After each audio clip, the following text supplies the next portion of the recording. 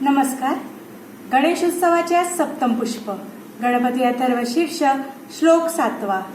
गणादिं पूर्वमुच्चार्यं वर्णादिं तदनन्तरम् अनुस्वारः परतरः अर्धेन्दुलसितं तारेण रुद्धम् एतत्तव मनुस्वरूपम् गकारः पूर्वरूपम् अकारो मध्यमरूपम् अनुस्वारश्चान्त्यरूपम् बिन्दुरुत्तररूपम् नादः सन्धानम् संहिता सन्धिः सैषा गणेशविद्या गणकऋषिः निःसृत गायत्री छन्दः श्रीमहागणपतिर्देवता.